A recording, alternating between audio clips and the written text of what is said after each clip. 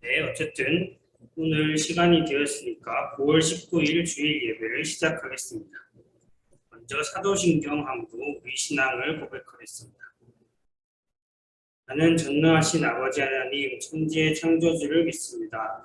나는 그의 유일하신 아들 우리 주 예수 그리스도를 믿습니다. 그는 성령으로 잉태되어 동정녀 마리아에게서 나시고 본디오 빌라도에게 고난을 받아 십자가에 못 박혀 죽으시고 장사된 지 사흘 만에 죽은 자 가운데서 다시 살아나셨으며 하늘에 오르시어 전능하신 아버지 하나님 우편에 앉아 계시다가 거기부터 살아있는 자와 죽은 자를 심판하러 오십니다. 나는 성령을 믿으며 거룩한 공교회와 성도의 교제와 죄를 용서받는 것과 몸의 부활과 영생을 믿습니다. 아멘. 네, 제가 잠시 기도하겠습니다. 사랑하는 주님, 추석 연휴를 맞았지만 이렇게 하나님 앞에 예배드리러 올 수 있게 하시니 감사드립니다. 주님, 예배하는 가운데 사람의 말이 아닌 하나님의 말씀이 들리게 하시고 그 말씀이 우리의 일용할 양식이 될 수 있도록 도와주시옵소서. 모든 말씀 우리 주 예수 그리스도 이름으로 기도드립니다. 네, 오늘 하나님께서 우리에게 주신 말씀은 열왕기상 8장 27절에서 30절까지 말씀입니다. 구약성경 열왕기상 8장 27절에서 30절까지 말씀입니다. 제가 대표로 봉독하겠습니다. 하나님이 참으로 땅에 거하시리이까 하늘과 하늘들의 하늘이라도 주를 용납하지 못하겠거든. 하물며 내가 건축한 이 성전이오리이까. 그러나 내 하나님 여호와여 주의 종의 기도와 간구를 돌아보시며 이 종이 오늘 주 앞에서 부르짖음과 비는 기도를 들으시옵소서. 주께서 전에 말씀하시기를 내 이름이 거기 있으리라 하신 이 성전을 향하여 주의 눈이 주야로 보시오며 주의 종이 이곳을 향하여 비는 기도를 들으시옵소서. 주의 종과 주의 백성 이스라엘이 이곳을 향하여 기도할 때에 주는 그 간구함을 들으시되 주께서 계신 곳 하늘에서 들으시사 사하여 주옵소서. 아멘. 네, 오늘은 솔로몬의 기도라는 제목으로 말씀을 함께 나누고자 합니다. 네, 요즘 코로나가 자꾸 길어지니까 마음이 좀 어려워지는 것 같은데요. 저는 이번 주에 그 백신을 맞기도 했는데 그 백신을 맞으려고 엄청 많은 사람들이 대기하고 있더라고요. 그래서 그걸 보면서 정말 코로나의 시대구나 그런 생각을 다시 했어요. 여러분도 이게 길어지니까 쉽지 않을 것 같은 생각이 드는데 특히 고등학교 3학년인 친구들도 그렇고 모두가 이제 일상이 어떤 거였나 이게 기억이 안 날 정도로 이제 모호한 상태로 계속 지내고 있는 것 같아요. 이게 한 2년이 돼 가는데 어서 좀 이게 좀 진정이 되거나 좀 사태가 바뀌었으면 좋겠네요. 그래서 이 코로나 시대에 교회도 참 어려움을 많이 겪었어요. 지금처럼 비대면 예배를 하게 되면서 또 어려운 질문이 하나 떠올랐는데요. 이게 교회에 오는 이유였어요. 그 전에는 이제 교회에 그냥 왔으니까 답변이 좀 간단한 편이었죠. 뭐 하나님을 만나러, 예배를 드리러, 다른 친구들이나 성도들을 만나러. 근데 제가 방금 말한 이 세 가지 모두가 교회에 안 오게 되면서 이제 문제가 됐어요. 그러니까 교회라는 공간의 의미에 대해서 모두가 고민하기 시작한 거예요. 그래서 오늘 말씀을 통해서 이 부분을 함께 생각해 보려고 해요. 오늘 말씀은 다윗 왕의 아들인 솔로몬이 이어서 왕이 된 후에 했던 가장 중요한 일인 성전 건축을 다루고 있어요. 그래서 아주 잠깐 솔로몬이 왕이 되기 전의 이야기를 보면 저 중간에 우리아와 밧세바에게 다윗이 죄를 범한 이유로 다윗의 통치가 그다지 잘 풀리지가 않았어요. 그래서 지난주에 본 것이 그 중에 첫 번째 사건인 압살롬의 반역이었고요. 그 다음에 나오는 게 또 다른 반역이 일어나는데 세바라는 불량배가 주도해서 이스라엘 내에서 또 반란이 일어납니다. 그리고 조금 더 지나서는 겨우겨우 수습을 했다 싶었더니 사무엘서 마지막 장에는 다윗이 인구조사를 하거든요. 근데 이 인구조사가 이스라엘이 자기 왕국이고 자기 백성이다라는 생각에서 이루어진 것이고 그래서 자기 권세에 그걸 한번 가늠해 보려고 한 거예요. 그래서 이것 때문에 또 처벌을 받고 막 그런 어려운 시기를 보냅니다. 그렇게 힘든 말년을 보내던 중에 후계자 문제가 떠오르게 되는데요. 지난주에도 봤지만 그 다윗 왕의 아들들이 참 많아요. 근데 첫째인 암논이나 셋째 압살롬 이런 사람들은 이제 죽고 이 후보로 떠오른 게 넷째로 나오는 저 아도니아와 여기서는 거의 마지막으로 보이는 솔로몬 이게 그 두 명이 떠올랐어요. 근데 아도니아가 먼저 선수를 쳐서 내가 왕이 되겠다고 선언을 합니다. 그랬더니 솔로몬의 어머니인 밧세바가 보기에 이거 좀 그렇거든요. 그래서 여러 명을 이제 동원을 해서 다윗 왕과 좀 이야기를 나눕니다. 그래서 다윗 피셜을 얻는 거죠. 다윗 피셜을 얻어서 솔로몬이 최종적으로 다윗의 후계자가 됩니다. 그래서 솔로몬 하면 유명한 것이 지혜인데요. 그래서 여기에 유명한 재판 하나가 언급되고 있는데 뭐 두 여자가 한 아기를 이렇게 데리고 온 겁니다. 사진에도 이렇게 보이죠.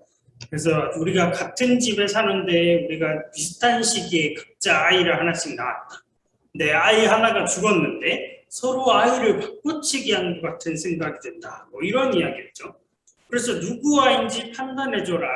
이런 상황인데 애가 좀 크면은 여러분처럼 좀 크거나 뭐 초등학생, 유치원생 정도만 돼도 이제 딱 보면 누구 닮은 것 같다 이런 느낌이 좀 올 수 있는데 여기는 완전 갓난애기잖아요. 그래서 좀 판단하기가 어려운 상황이었어요. 근데 이때 솔로몬의 해결책은 칼을 들고 와서 그 아이를 둘로 나눠줘라 하는 이상한 해결책이었어요. 그래서 듣기에는 진짜 말도 안 되는 해결책인데 요걸 들을 실제 어머니는 죽이지는 마시고 그냥 저 여자한테 주십시오라고 한 반면에 다른 여자는 좋다 나누자 이런 얘기를 했어요. 그러니까 믿기에 걸려든 거죠. 그래서 실제 어머니를 판별해냈다 이런 이야기였어요.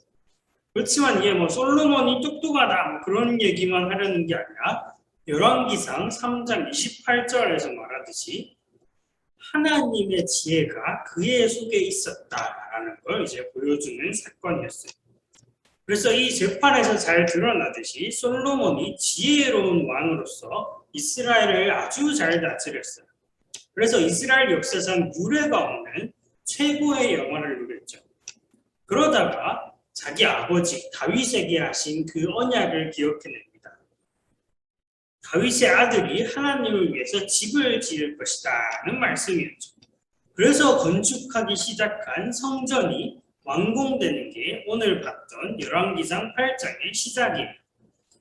그래서 열왕기상 8장이 좀 긴데요. 66절에 이르는데 이 구성을 살짝 살펴보면 먼저 1절에서 13절에 언약궤, 하나님의 그 계명 돌판이 들어있는 언약궤를 성전으로 이렇게 옮깁니다. 그게 13절까지 나오고요. 그 다음에 14절에서 21절까지는 성전을 건축한 그 이유나 그런 것에 대해서 솔로몬 왕이 나서서 백성들에게 이제 설명을 해줘요. 그 다음 부분이 중요한데 22절에서 53절에 솔로몬이 기도를 합니다. 이때 7개의 뭐 청원 같은 것들이 있죠.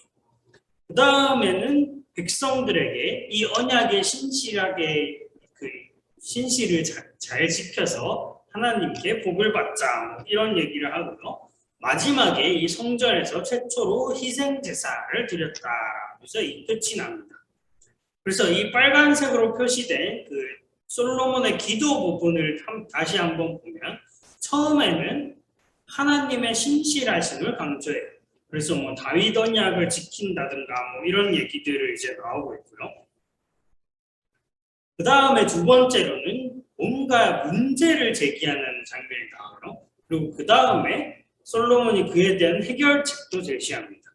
그리고 그 다음에는 7가지의 청원들이 나오면서 이제 끝나는 거죠. 그래서 먼저 27절을 보면 솔로몬이 아주 중요한 문제 제기를 하는데요. 이게 성전과 관련이 되어 있어요. 그래서 이 문제 제기가 27절인데 우리 은토가 혹시 이걸 읽을 수 있나요? 은토가 화면에 나오는 27절 말씀 한번 읽어줄래요? 하나님이 참으로 땅에 거하시리이까 하늘과 하늘들의 하늘이라도 주를 용납하지 못하겠거든 하물며 내가 건축한 이 성전이오리이까.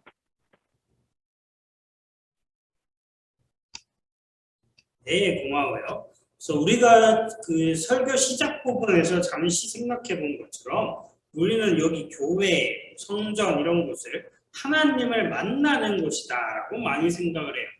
그런데 이 솔로몬의 말에 따르면 우리 인간들과는 달리 하나님은 어떤 장소에 국한된 분이 아니세요. 그래서 만약 그런 것이라면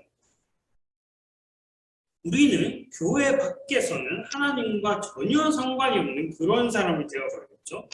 그러면 교회가, 성전이 왜 필요할까라는 질문이 생깁니다. 솔로몬의 질문이 아주 정당해 보이는 거죠. 하나님이 이 장소에 계시지 않는데 말이죠.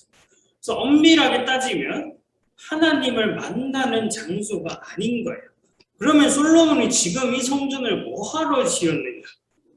사실 다윗이 예전에 그 궁전을 거닐다가 많은 궁전을 거니는데 하나님을 위한 집은 없네 하면서 우리가 그 봤던 말씀 있잖아요.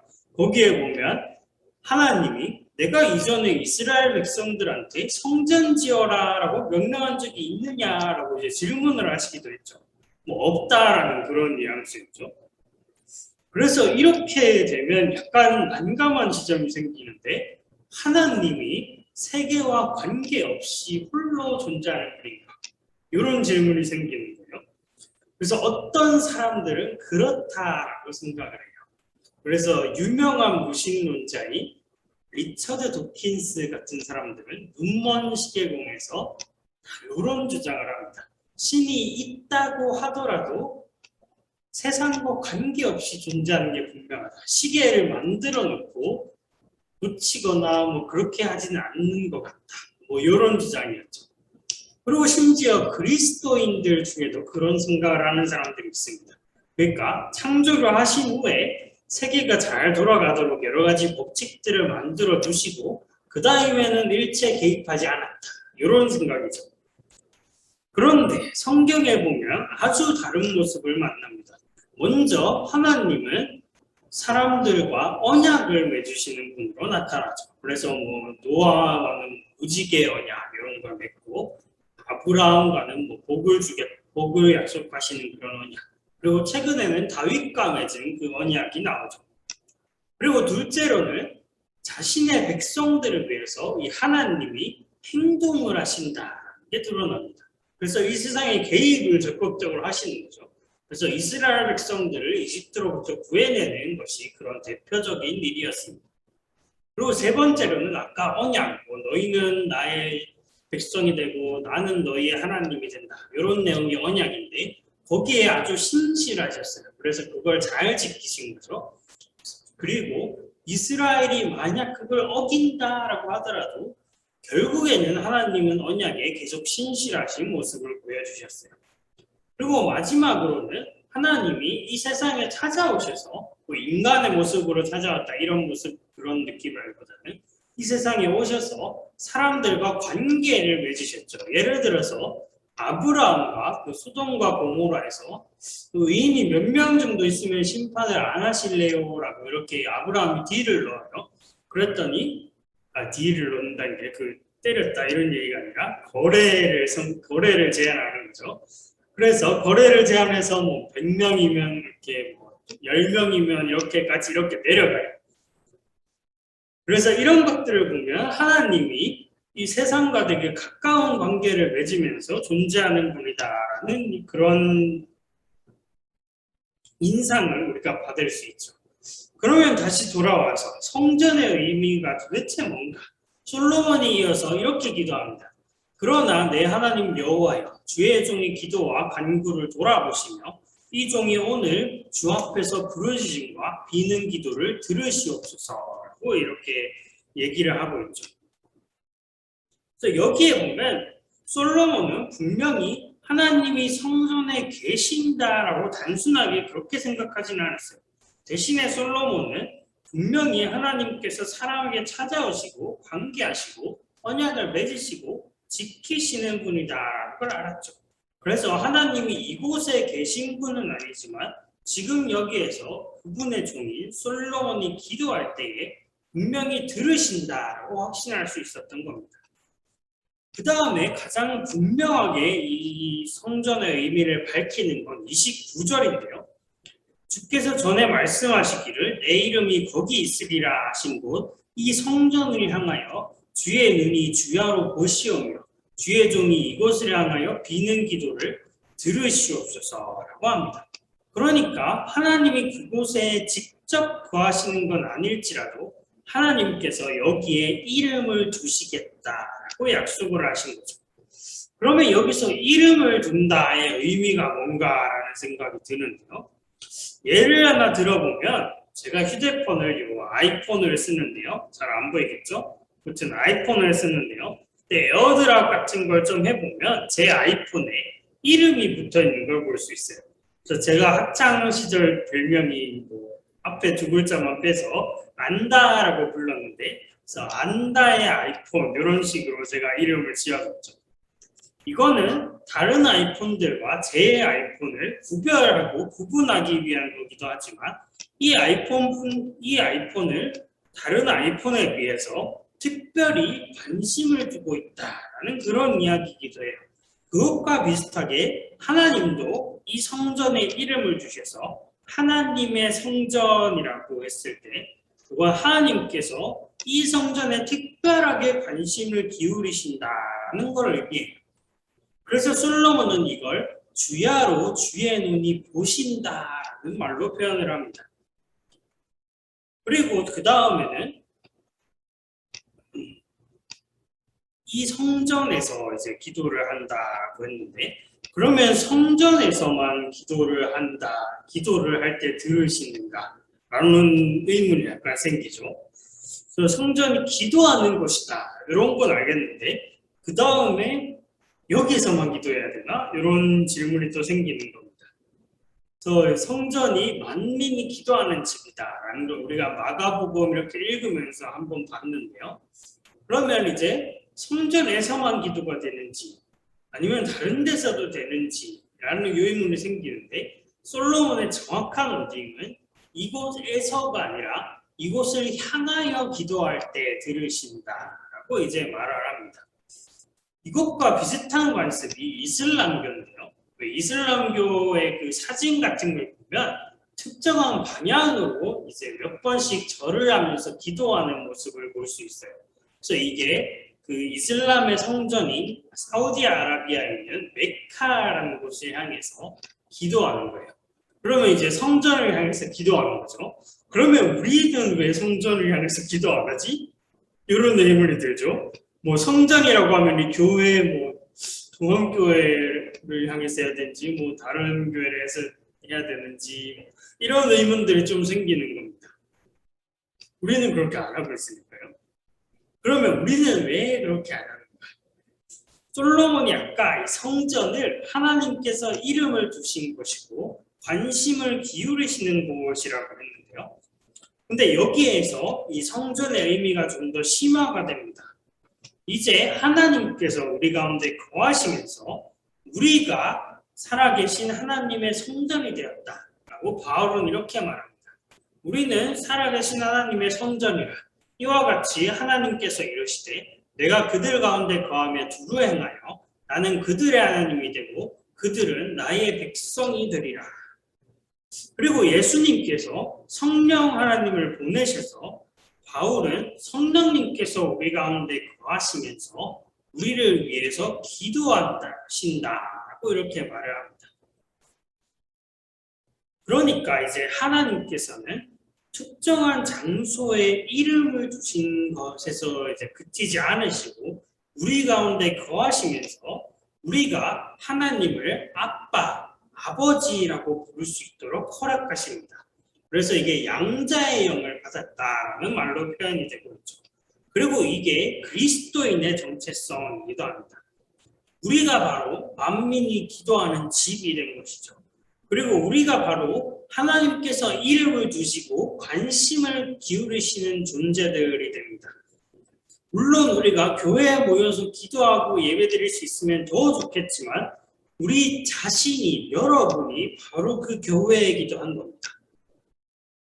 동암교회 청소년부의 지체로 우리가 바로 이렇게 하나님의 성전이고 하나님의 교회이고 만민이 기도하는 집이자 하나님께서 주야로 보고 계신 그런 존재들입니다. 그러니 우리가 지금은 모이는 기쁨을 누릴 수 없지만 또 지금과 같이 하나님의 이름으로 모여서 함께 할 수 있고 또 기도할 수 있고 우리가 있는 그곳에서 교회가 될 수 있는 것입니다. 우리 청소년부의 한 명 한 명 모두가 그렇게 성령님의 인도하심으로 하나님의 성전으로 지어져가는 귀한 은혜를 누릴 수 있기를 간절히 소망합니다. 네, 기도하겠습니다. 사랑하는 주님, 오늘 솔로몬의 기도를 통해서 성전이 어떤 곳이고 교회가 어떤 의미인지를 다시 한번 생각해 봅니다. 주님께서는 성전이 만민이 기도하는 집이자 하나님께서 이름을 주시고 계속 관심을 기울이시는 곳이라고 말씀하셨습니다. 그리고 우리는 바울의 이야기를 통해서 그것이 또한 우리 자신에게도 해당되는 이야기가 되옵니다. 주님, 우리가 주님의 교회로서 하나하나를 지체로서 이렇게 살아갈 때 성령님의 인도하심으로 힘을 주시고 우리가 하나님의 백성답게 그리스도인답게 살아갈 수 있도록 인도하여 주시옵소서. 이 모든 말씀 우리 주 예수 그리스도의 이름으로 기도드립니다. 네, 주기도문함으로 예배 마치도록 하겠습니다. 하늘에 계신 우리 아버지의 이름을 거룩하게 하시며 아버지의 나라가 오게 하시며 아버지의 뜻이 하늘에서와 같이 땅에서도 이루어지게 하소서. 오늘 우리에게 일용할 양식을 주시고 우리가 우리에게 잘못한 사람을 용서하여 준 것 같이 우리 죄를 용서하여 주시고 우리를 시험에 빠지지 않게 하시고 악에서 구하소서. 나라와 권능과 영광이 영원히 아버지의 것입니다.